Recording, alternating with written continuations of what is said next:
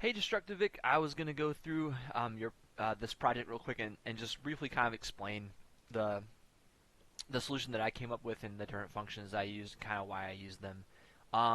First of all, I want to preface this by saying that I don't think your solutions are bad. Just because my solutions are slightly different doesn't mean that you weren't on the right track. It's just that sometimes, if I look at this and it can be sometimes difficult since I wasn't the one who wrote this to kind of understand kind of the logic of kind of what you were going for. So for me, sometimes it's easier to just kind of write it from scratch because then like every step, yeah, I really kind of understand why it's there. Um, so I want to say that in no way am I saying that your solutions were not correct. In fact, I thought they were pretty good. Um, One thing I will say that may help is so you said one of the main differences is I see yours are subdivided, but you actually have a subdivide node on your setup as well. Um, Now, one difference between your subdivide node and my subdivide node is notice that I put mine after the attribute wrangle. And if you can subdivide after the attribute wrangle node, you generally want to do that because remember what a wrangle node does, right? What a wrangle node does is it looks at every single point in your geometry and it runs this code on every single point simultaneously. So you can see that if you subdivide before you go into the wrangle node, that's a lot more calculations that your computer has to do, right? Because all these extra points, if I bypass this, right, there's a lot fewer points that are coming in.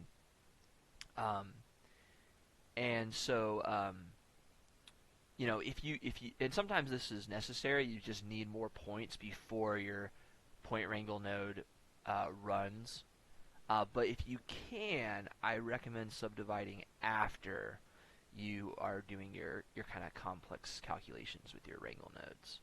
Just gives your computer less, it's just less calculations. Your stuff will run faster. It's just generally like it's just a better habit to get into. But now let's go into the actual solutions here. So let's go with let's start with the ripples with color example, and then we'll go to the ripples with random speed and amplitude. So basically, I expect that a lot of this uh, will be stuff that you do know, but I'm just going to go through everything just in case, just kind of talk it out line by line, just in case if there is something that maybe you forgot what this function does, or oh, like why do we write it like this? It'll kind of all be there. So starting off with declaring a couple of vectors, position and color, pause and call. That's fine. We just figure we're going to need these, so we might as well declare them. We'll make an array, right? Which we know it's an array because of these brackets here. And it's going to be an array that's going to hold some integers, and we'll call it points, PTS. And then we'll go ahead and have a single integer that will be our point. So that will be just one integer number. And then we'll have a couple of floating values, D and W. So these are just kind of declaring the variables that we need. So what are we going to do? Well, first we're going to take this array, points, PTS, and we're going to go ahead and put some things in that array. And what we're going to do is um, we're going to use the near points function. Now, what the near points function does is there's actually a couple ways you can use the near points function. I'm going to bring up the documentation so that we have a nice reference point here.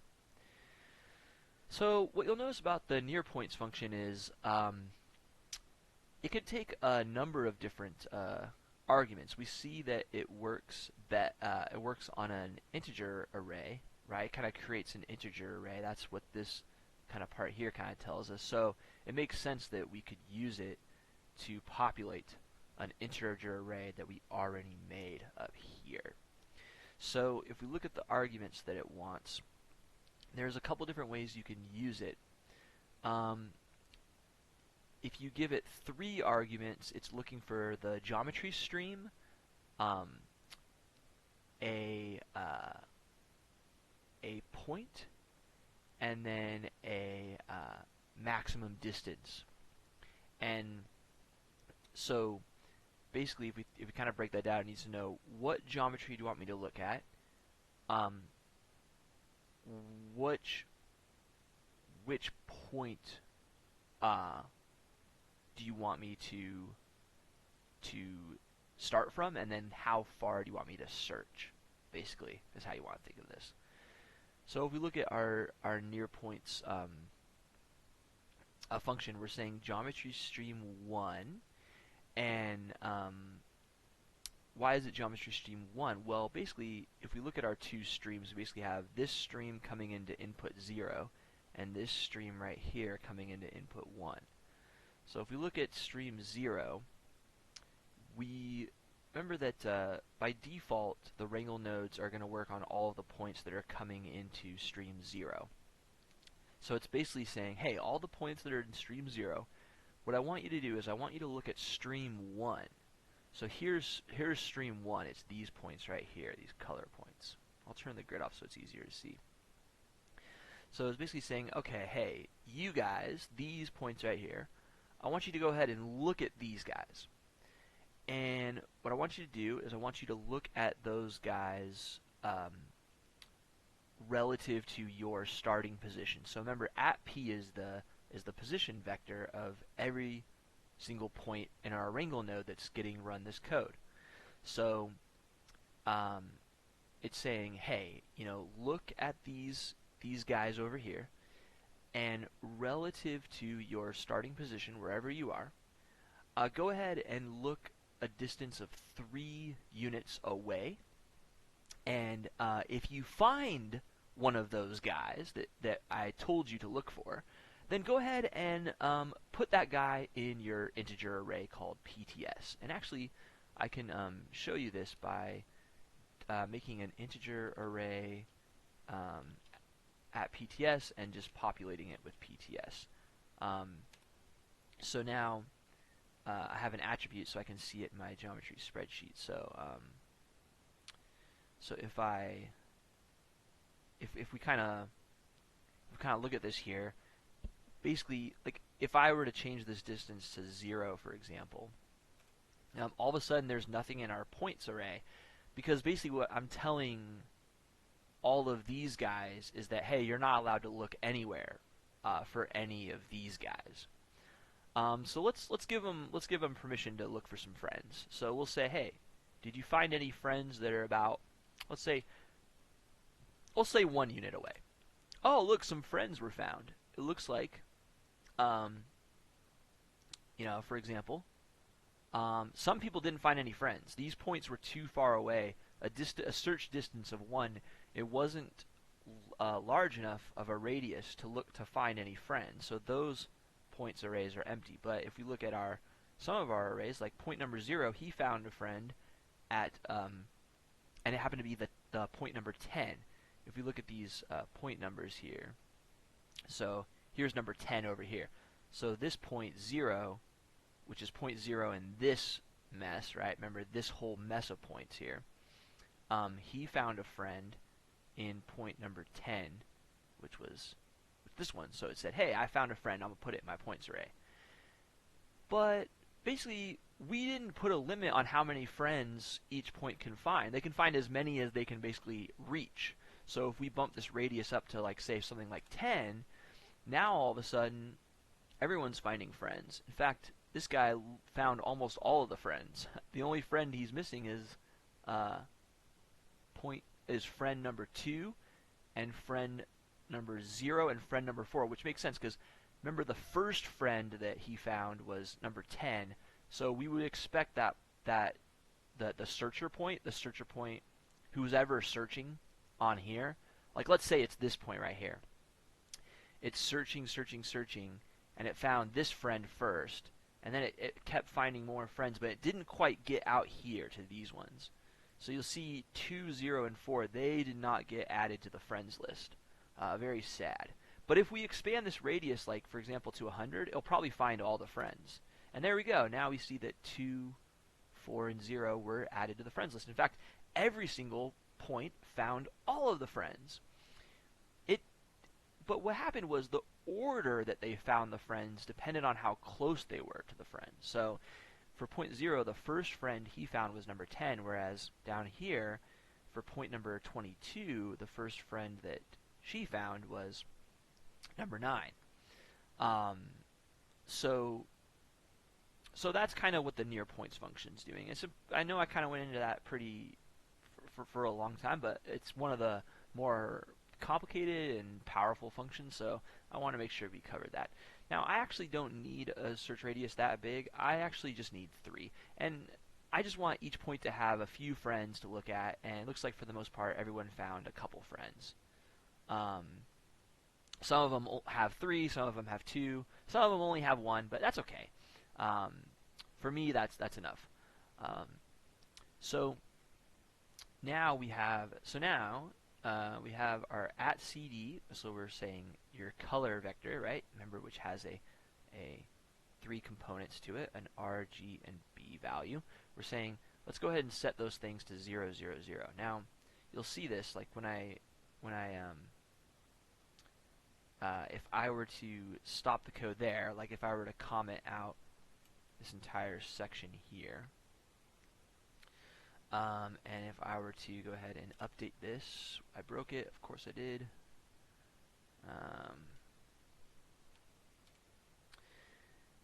Do, do, do, do, do.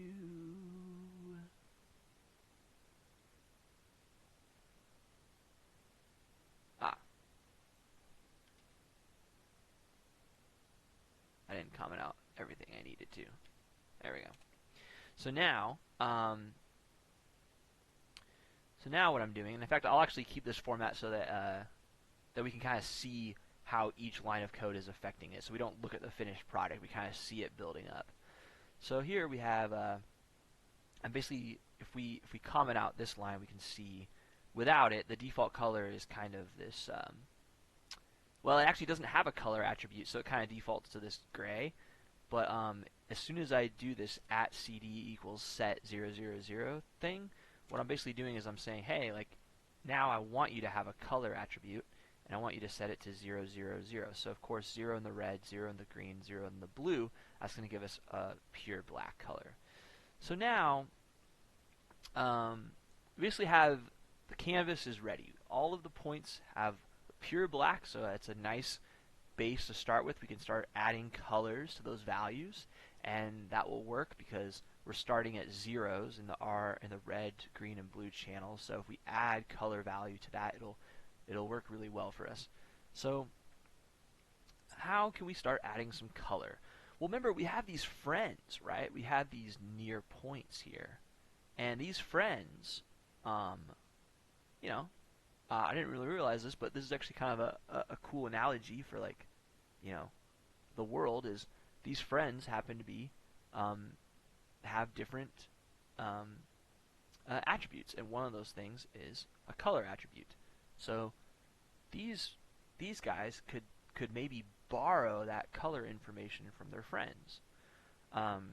So let's see if we can set that up. So we'll say, okay, remember we have this this point variable here, which is an integer. So that's perfect. Well, if we look at the friends are integers, right? The number 0, his first friend was Mr. 10 or Mrs. 10 or Miss, you know. But basically, we can name these friends by their point numbers that we have in this array. So we'll go ahead and do that. So that's what this kind of part of the code is going to do here. This pt equals pts0. Now, what this is doing is it's accessing the first index of the array. Remember, in computer programming, we start counting at 0. That's one thing that's always a little bit confusing. It took me a long time to kind of get used to, but we start at 0. So if you say pts bracket 0 end bracket, what you're really doing is you're saying, hey, look at your points array and give me your first friend. Okay, so for example, remember, this is happening to every single point in the geometry at the same time, but again, for example purpose, it's easier for me to kind of focus on one point, and then just keep in mind that this process is happening to all the points. Okay, but if we just focus on 0, I'm just going to call him Mr. 0. I'm not trying to be sexist. I have to call him something. So Mr. 0 says, all right, let me look at my friend list. Who first shows up? Ah, Mr. 10 is available for a party. Cool, Mr. 10, you are now assigned to PT. Awesome. Cool, so we've got a container for Mr. 10 who's going to come to Mr. Zero's party. So now we have this next line of code, which deals with the position, but let's actually not let's not worry about that for now. Let's actually not do position. Let's just do color only, so that we don't have to get confused here. So I'll do this, and then what I'll do is I will comment out some other lines. Yeah. Okay. So remember, the stuff in yellow is not being run because I basically commented it out. But so we know that Mr. Zero invited Mr. 10 over for a party. So, and he's curious, Mr. 10. I don't have a color yet. I'm 000 in all of my red, green, and blue channels. Do you have some information about color that you might want to share with me? And so this is basically what this point function does. The point function, basically, it finds some information that some point would have. Because remember, our points in Houdini, they can have a lot of information.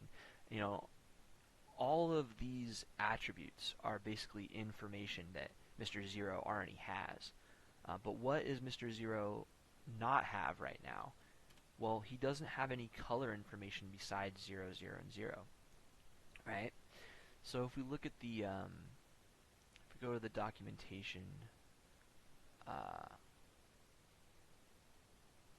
on the point function, it's another one that actually kind of has a lot of different ways you can, actually, there's only one, which is nice. So it takes 3 arguments. Let's see. No, this is the point expression. I need the point vex function. So this is something that you have to be really careful about, where there's a difference between vex functions and expressions. I don't really want to get into it for now, because it's just going to be more information than we need. But if you're using vex, you want to make sure if you're using the documentation to learn about vex functions, you want to make sure that you're not accidentally looking at the expression by mistake. But if we go here, we should be able to find the point expression. Here we go. So here we go. Here's the good old point expression. So it reads a point attribute value from a geometry, or we could think of it as it gets some information from that point. So there's a couple ways that it works.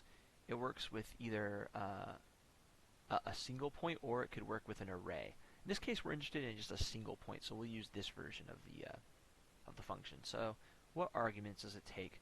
Well, it takes geometry. That's pretty typical for a lot of these functions, right? We usually have to tell it which stream do you want to look at. Do you want to look at the first geometry stream, which is stream 0, or do you want to look at the second geometry stream, which is stream number 1? Then we have the attribute name, and we actually have to name it with a string, so we have to put the actual attribute name that we're interested in. And then lastly, we want to know which point do you want to look at? Which point do you want to look at? Well, if we look at our example here, we know we're interested in Mr. 10, right? Because Mr. 10 was the first friend we found. So we know that Mr. 10 is now stored in this variable called PT, right? So we'll go ahead and use that as our third argument. For our first argument, we need to know which geometry stream to look at. Do we want Mr. 10 from here? No, we don't want Mr. 10 from here. We want Mr. 10 from here, right? So this is the stream number 0, right? Whereas this is stream, this is stream number 1. Whereas this is stream number 0. So there's actually 2 Mr. 10s, right? There's one Mr. 10 who's in stream 0, right? All of these points have numbers. But there's another Mr. 10 over here in stream 1, and that's the Mr. 10 that we want. So that's why we need this 1 here, you see. And then what information are we actually interested in? We're interested in color, right? We could call this, like, for example, like the normal, right? If we were interested in the normal information, right? We could call it P if we're interested in the position, but we're actually interested in color, so we'll use CD. So everything looks good. It appears that now we have this vector COL color, which is a variable that holds Mr. 10's color information. That's basically what we've accomplished with this line of code right here. So now that we have that information, let's take our own color, which is our @cd, and let's go ahead and add that information to it. And what I'll do is I will comment out this for now and just end that here. And you'll see that what's going to happen is, point number 0 was somewhere over here, and now he completely changed colors, right? He started as 0, 0, and 0, but now look, he's got some information now. Guess where he got this information from? I want you to look at these numbers. 0.89 in the red, 0.43 in the green, 0.003 in the blue. I wonder who also has that same color information. Could it be Satan? Sorry, bad Dana Carvey joke. No, it's Mr. 10. If we look at Mr. 10, his color information is 0.89, 0.43, and 0.003. So it's not a mystery. It turns out that that's where Mr. 0 got his color information from. See? Right here. So, so that's kind of how you get this, but then what about Mrs. 8? She's fun to be around. Why does Mr. 10 get to decide all of the rules about what color Mr. 0 wants to be? Mrs. 8 probably has some good opinions too. So let's find out what her opinions are. So, alright, Mrs. 8. How can we find Mrs. 8? Well, she's the second friend, right? So we'll go ahead and make another. I'll kind of go through it the same way. I'm going to comment out position information, because I'm not really interested in that right now. I'm just trying to illustrate the property of the near points function and why it works like the way it works. So we know that Mrs. 8 is the second friend in the list, right? But that kind of presents us with an interesting problem, because in computer programming, remember, we start counting at 0. So even though Mrs. 8 is the second friend, she really has an index of 1, right? So that's why we have to do our points array, and we want to look at the index of 1. All right, that will be Mrs. 8's address.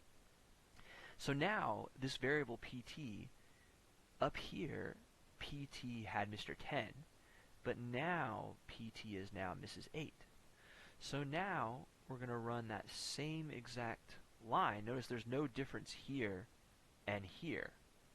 So I'm doing that same exact thing, except I'm looking at Mrs. 8's color information now. So now if I add that to my color information, keep in mind we already have Mr. 10's color information here. So if we add Mrs. 8's color information as well, we're going to get a mix, right? So you see now there's a lot more interesting things going on, because now every single point has some more, it's basically looking at more friends. Now one problem with doing this is you'll notice that some of my RGB values are now way above 1, right? Like, these have a green value of 1.7. That's actually really confusing, especially if you're, it's just, basically, you want your RGB values to be between 0 and 1, unless you have a very, very specific reason for not. Like, what I mean is, if you don't know why you should have a value bigger than 1 or below 0 for a color channel, then don't do it, is basically my advice. You can get like a really weird behavior, and it can cause all sorts of problems for the texturing and lighting down the road. So I said, well, I like that we're getting color information from Mr. 10, and I like that we're getting color information from Mrs. 8, but how can we maybe balance the two? So I created two channels, one that multiplies the Mr. 10 information by a first color amount, and one that takes Mrs. 8's color information and multiplies her by a second color amount. And I just created those channels using this magic button that we've talked about a lot. And I just set it to 50-50 because I know there's two friends who are giving their color information to Mr. 10 and Mrs. 8, so I wanted to give them each 50-50. I could, for example, I could say, hey, Mr. 10, I only want a 25% of your color, and I want 75% of Mrs. 8's color. Like, that would be an interesting kind of way to control it. But let's do nice and equal. Fair's fair, so everyone gets 50-50 here. And what that basically creates is a nice, even mix. If you notice now, my color values no longer go above 1 or below 0. So I've effectively mixed the colors. So that is basically how you do it. That's the different functions and how they work. So hopefully that explains how it works with color. And I will stop this video and I'll make another video and talk about how we can apply the same idea to the concept of distance and add random speed and amplitudes to our pulsing waves. So stay tuned.